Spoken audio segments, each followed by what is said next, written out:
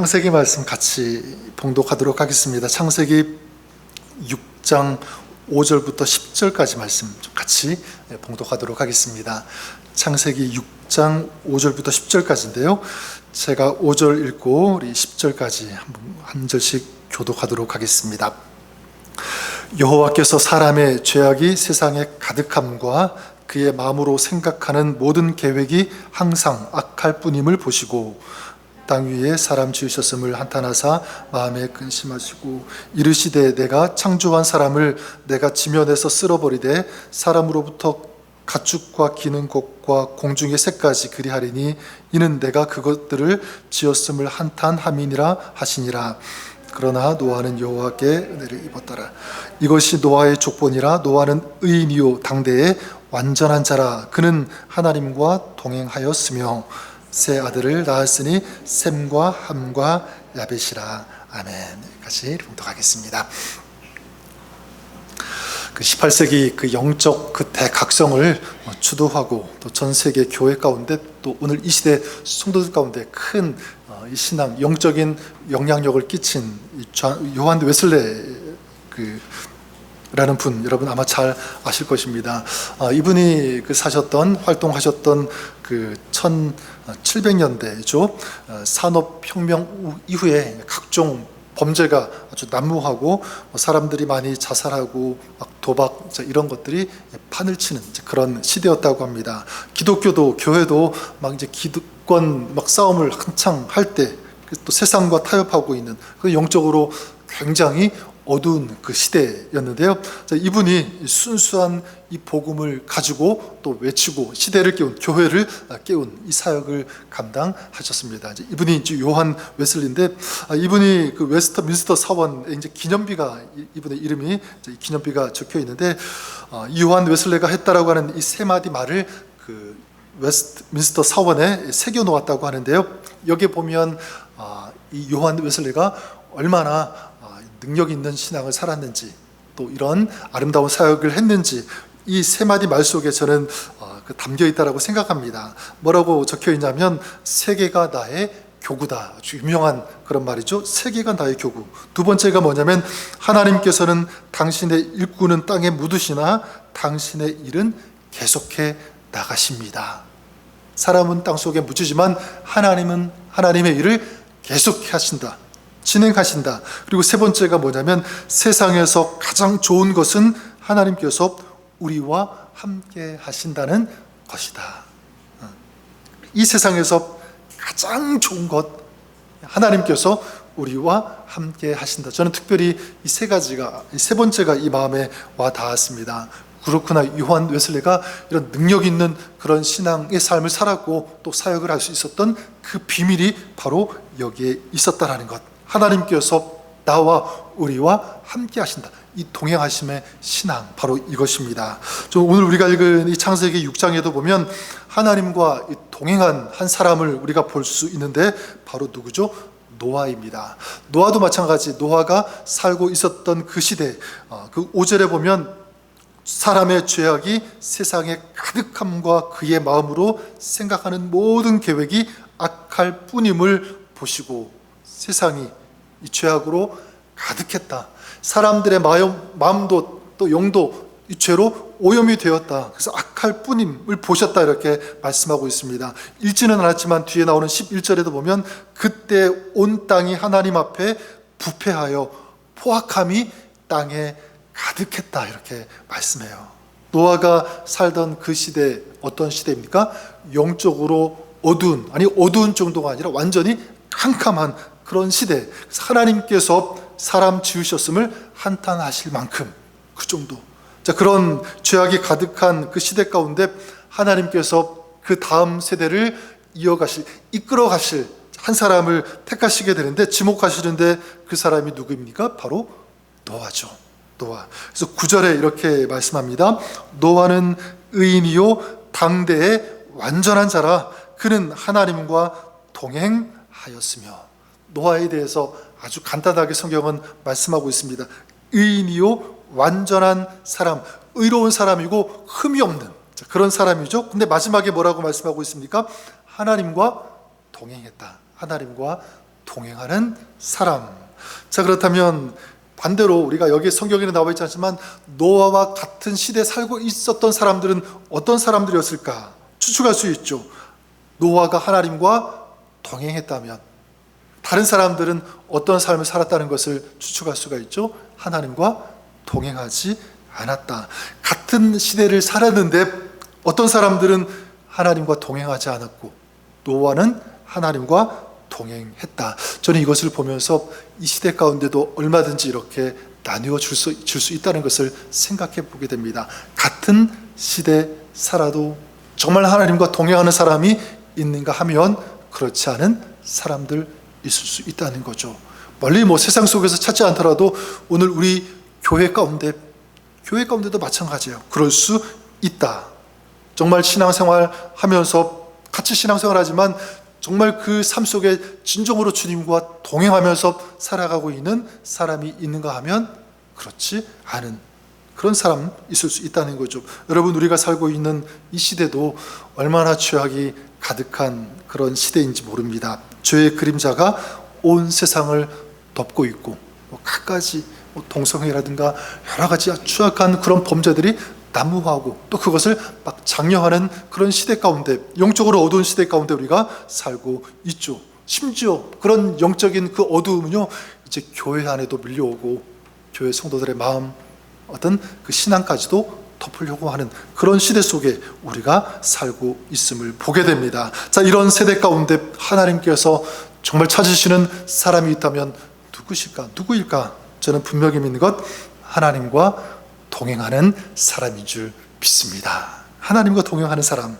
저는 그런 의미에서 여기 계시는 우리 교회, 여러분의 가정이, 우리 가족이 이 시대 주님과 진정으로 동행하는, 하나님과 동행하는 그런 사람의 삶을 살아가시는 여러분 다 될 수 있기를 우리 주님의 이름으로 간절히 축원합니다.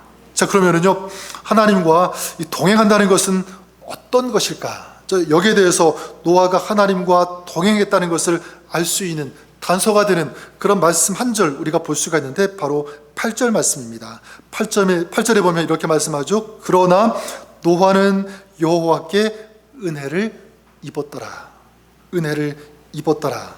자, 여기서 우리가 알 수 있는 것은 뭐냐면 노아가 심판 가운데 살아남을 수 있었던 것, 무엇을 입었기 때문에? 하나님의 은혜를 입었기 때문에. 은혜를 입었다. 근데 이것을 그 히브리어로 원어로 보면 직역하면 이런 뜻도 있습니다. 그러나 노아는 하나님의 눈에 발견되었다. 하나님의 눈에 발견된 거예요.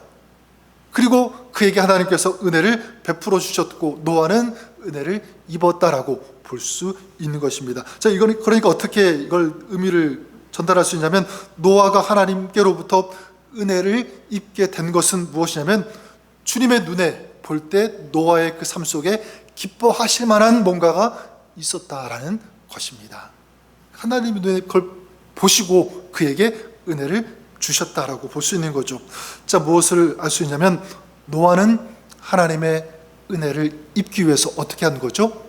최선을 다한 거예요. 성실하게 노력을 했다. 하나님께서 보실 때 그에게 은혜를 베푸실 만큼의 어떤 뭔가가 있었다라는 것입니다. 그게 과연 무엇일까? 저는 바로 그것이 동행이라고 믿습니다. 동행했다. 노아는 하나님과 그렇게 동행했다. 저는 우리가 그랬으면 좋겠습니다. 하나님과 동행함으로 하나님의 은혜를 더 깊이 경험하는 여러분의 삶 될 수 있기를 주님의 이름으로 간절히 축원합니다.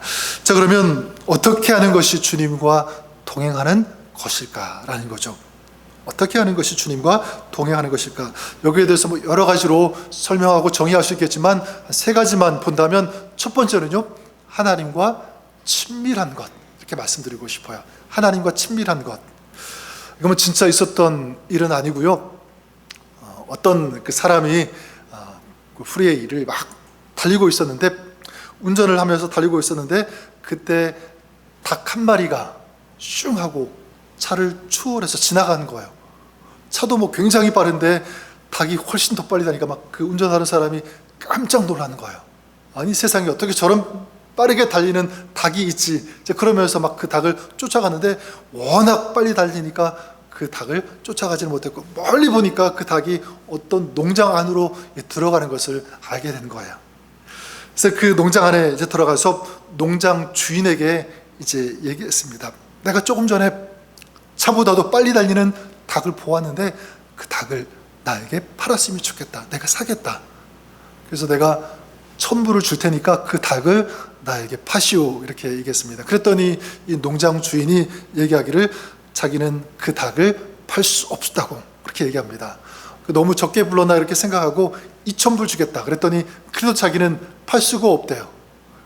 안 되겠다 싶어가지고 3,000불, 그것도 안 되고 5,000불까지 올려내도 자기는 팔 수 없다. 할 수 없어서 10,000불을 주겠다. 그러니 그 닭을 나에게 넘겨라, 팔아라, 이렇게 얘기했다고 합니다. 자, 그랬더니 그 주인이 크게 이렇게 소리를 쳤대요. 아니, 나는 팔지 않습니다. 아니, 팔 수가 없습니다. 그 닭이 잡혀야지 팔지. 내가 잡을 수 없는데 어떻게 그 닭을 팔겠습니까? 이렇게 얘기했대요.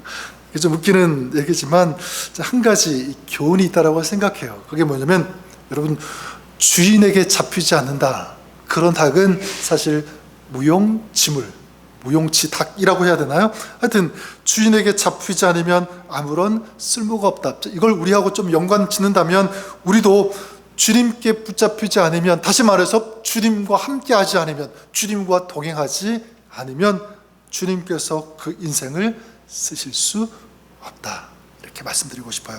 저는 그런 의미에서 한번 우리가 우리 자신을 돌아보았으면 좋겠습니다. 나는 예배는 드리지만 나는 혹시 내 방식대로, 내 마음대로 이리 뛰고 저리 뛰면서 살고 있지는 않은지, 그리고 하나님을 사랑한다고 하면서도 그냥 자기 마음대로 살고 있는 것은 아닌지, 순종해야 되는데 불순종하는 거죠. 또 하나님께서 내 계획을 들어주시겠지, 이런 것만 추구하는 거예요.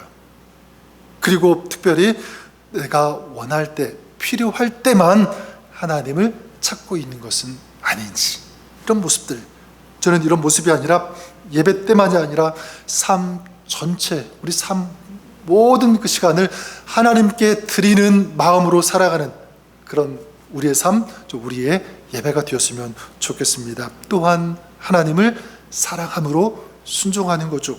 또한 하나님의 계획에 나를 맞추는 것, 하나님께서 내 계획에 맞추셔야 됩니다 라는 것이 아니라 하나님의 그 뜻에 내 자신을 드리면서 맞추어가는 그런 삶, 전 특별히 이것이 중요하다고 생각해요. 필요할 때만 하나님을 찾는 것이 아니라, 여러분, 항상 하나님을 의식하고 하나님과 교제하고 하나님을 만나는 이런 삶, 이것이 저와 여러분 우리의 삶이 될 수 있기를 바랍니다. 이게 뭐냐면 주님과 동행하는 거죠. 그래서 오늘 말씀, 그 노아가 그랬다고 저는 생각하는데, 노아는 하나님과 동행하였으므로 이렇게 말씀하고 있고요. 그 뒤에 이어서 어떤 말씀이 나옵니까? 노아는 세 아들을 낳았다, 셈과 함과 야벳을 낳았다, 이렇게 말씀하고 있어요. 하나님과 동행했다는 것과, 그리고 이 노아가 아들을 낳았다는 것은 어떻게 보면 큰 연관된, 또 관계가 없는 그런 말씀일 수도 있습니다. 근데 저는 이게 굉장히 긴밀한 관계성이 있다고 생각해요. 뭐냐면 노아는요, 특별한 날에만 하나님과 동행한 것이 아니다. 우리는 보통 하나님을 찾고 하나님을 만나기 위하여, 동행하기 위하여 특별히 시간 내거나 아니면 저기 기도원에 간다든지 그런 때가 있지 않습니까? 그런데 노아는 그렇게 한 것이 아니라 일상생활 속에서 끊임없이 늘 하나님과 동행했다. 그러니까 여기 새 아들을 낳았다라는 것이 그렇게 연결이 되는 거죠. 아이들을 키우면서 돌보면서 일하면서 열심히 일하면서 하나님과 뭐를 놓지 않은 거예요? 동행하는 것을 놓지 않았다, 잊지 않았다라는 거예요. 계속해서 그렇게 하나님과 동행하는 삶을 살았다는 것입니다. 그랬을 때 그 뒤에 우리 읽지 않았지만 13절에 어떤 말씀이 있습니까? 하나님께서 세상을 물로 심판하실 것에 대해서 하나님께서 노아에게 알려주시잖아요. 그러니까 하나님께서 아무에게나 하나님의 그 뜻, 그 계획하심을 얘기해 주지 않아요.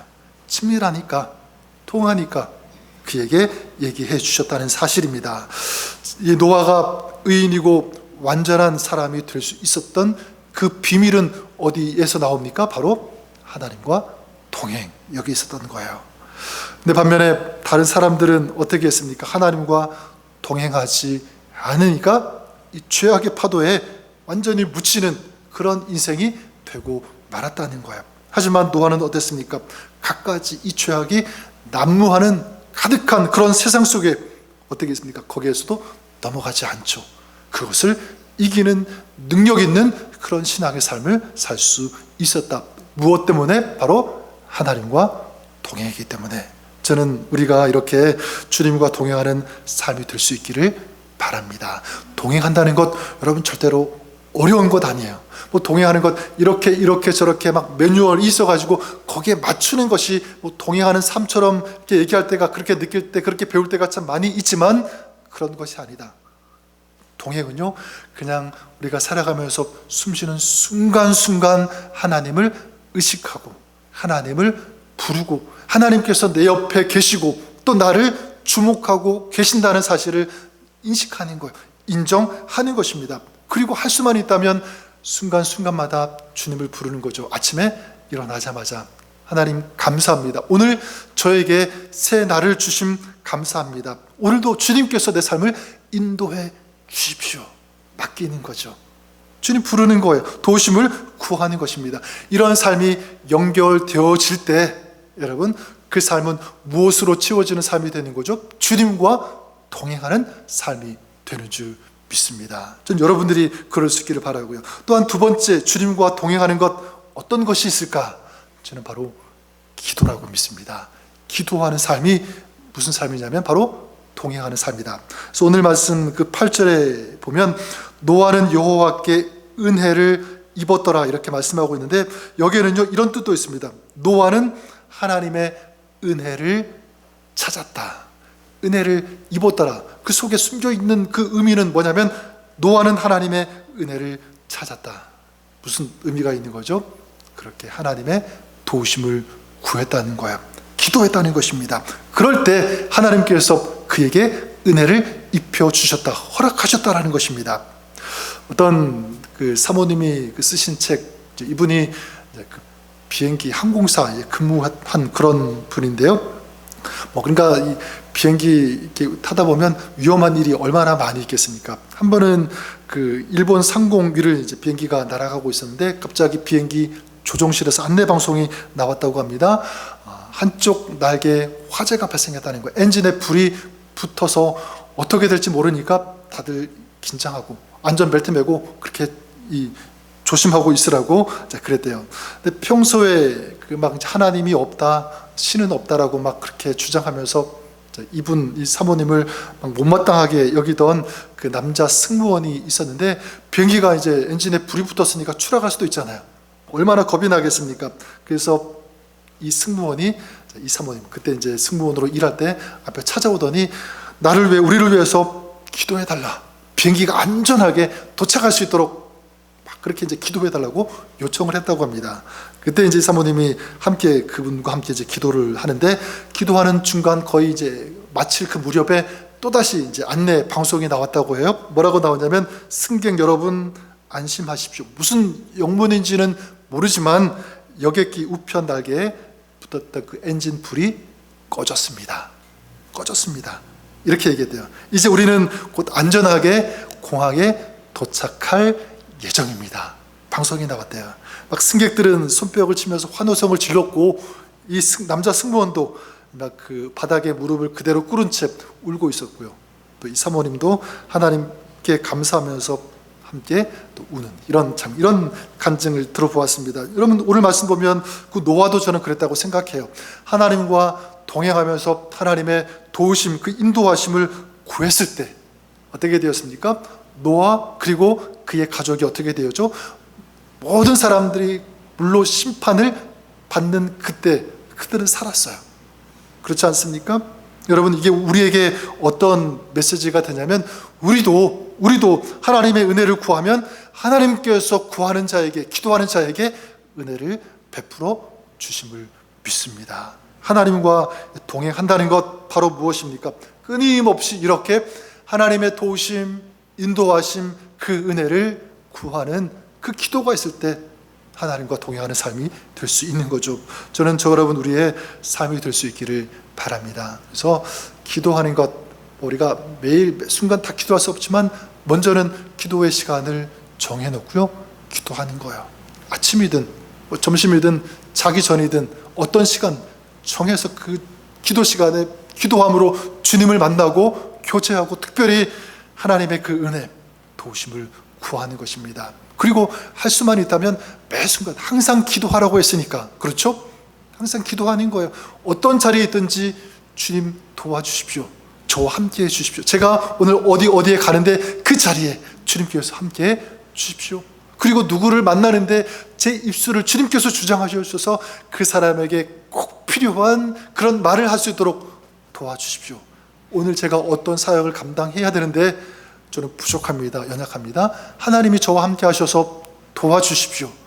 계속적으로. 그러니까 특별히 어떤 자리에 나가서 기도하지는 못하지만 우리 살아가면서 매일 주님 만날 수 있잖아요. 그렇죠? 그리고 기도할 수 있습니다. 저 여러분들이 이렇게 기도로 주님과 동행하는 그런 여러분 될 수 있기를 바랍니다. 시편 91편 14절 15절에 이런 말씀이 있어요. 그가 나를 사랑한즉 내가 그를 건지리라. 여러분, 그가 나를 사랑했다는 것, 뭐가 느껴집니까? 사랑하는 것은요, 동행하는 거예요. 그렇지 않습니까? 그러니까 무슨 뜻이 되냐면 동행하면 내가 건지리라. 또 그 다음 보면 내 이름을 안즉 내가 그를 높이리라. 이름을 안다는 것, 이름을 계속 부르는 것과 동일하잖아요. 그죠? 그러니까 계속 동행하는 거예요. 그럴 때 주님께서 높이신다는 말씀하고 있고, 내게 그가 간구하리니 내가 그에게 응답하리라. 내가 그들이 환난 당할 때 내가 그와 함께하여 그를 건지고 영화롭게 하리라. 다 동행이죠. 동행할 때 주님께서 건져주시고, 동행할 때 높여주시고, 동행할 때 어떻게 하는 거예요? 그를 영화롭게 하리라. 전 여러분들이 이런 주님과의 동행하심의 축복을 여러분이 살아가는 삶 속에서, 가정생활 속에서, 신앙생활 속에서 경험하고 누리시기를 주님의 이름으로 간절히 축원합니다. 그래서 마지막 세 번째는요, 주님과 동행하는 것은 무엇이냐면 이렇게 말씀드리고 싶어요. 마지막 때를 준비하면서 살아가는 것, 이게 진정 주님과 동행하는 것. 그래서 오늘 그 말씀 9절에 보면 노아는 하나님의 은혜를 입었다 이렇게 말씀하고 있죠. 그러니까 뭐냐면 하나님의 눈에서 은혜를 찾고 구했다라고 하는 것입니다. 왜 노아가 이렇게 하나님의 그 은혜를 간절히 구했을까? 하나님의 도우심을 구했을까? 그럼요, 마지막 때, 특별히 이 시대 하나님의 심판이 임박했다라는 것을 노아가 알았을 거예요. 느꼈을 것입니다. 인지하고 있었을 거예요. 그래서 노아는 이 심판을 준비한 거죠. 그리고 하나님의 은혜를 구한 거예요. 어떻게 할 수 있냐면, 노아, 하나님께서 방주를 만들려고 할 때 아무런 토를 달지 않죠. 그렇죠? 비도 한 번도 구경하지 못했는데, 그리고 비가 지금 오고 있는 것도 아닌데 하나님께서 방주를 지으라고 하니까 바로 즉각적으로 방주를 짓기 시작했습니다.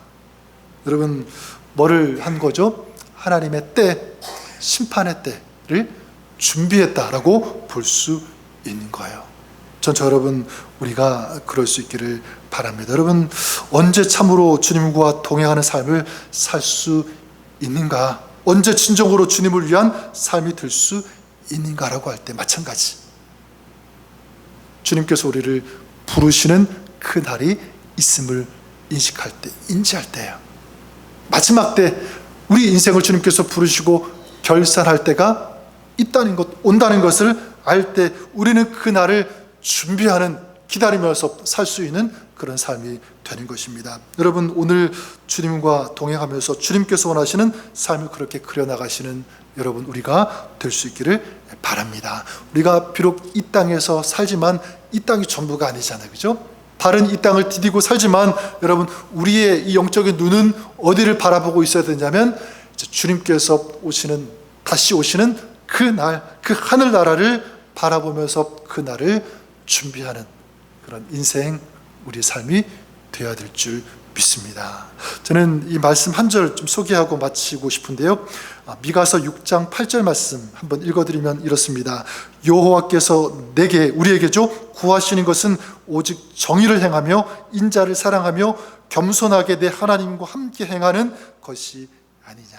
저는 여기 하나님의 간절한 소원이 담겨 있다라고 믿습니다. 우리를 향한 하나님의 소망, 인자를 사랑하며 겸손하게, 그 다음 내 하나님과 함께 행하는 것이 아니냐. 하나님과 함께 행하는 것 뭐죠? 동행이잖아요. 동행하는 것, 하나님과 동행하는 삶이 되는 것. 자, 이것이 하나님께서 우리에게 간절히 소망하시고 소원하시는 것이라면 오늘 우리의 삶이 어때야 될까요? 우리의 가정이, 우리 교회가 어떻게 해야 될까요? 주님과 동행해야 할 줄 믿습니다.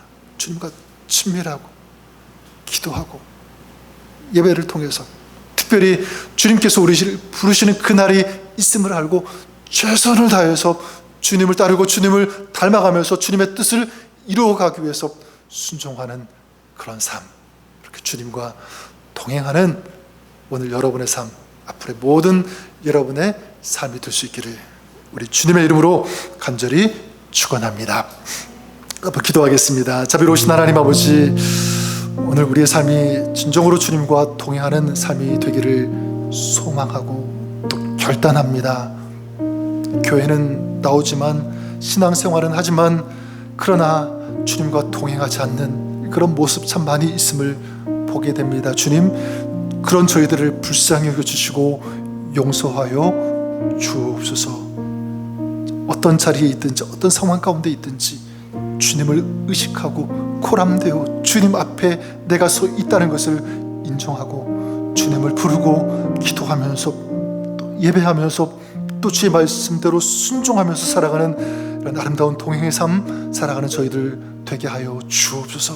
특별히 주님께서 우리를 부르실 그때가 있음을 알고 오늘 우리에게 주어진 삶 속에서 이제 주님과 동행하며 주님 기뻐하시는 삶을 살아가는 그날을 준비하는 깨어있는 신앙 삶 되게 하여 주옵소서. 감사드리며 예수님 존귀하신 이름으로 기도드립니다. 아멘.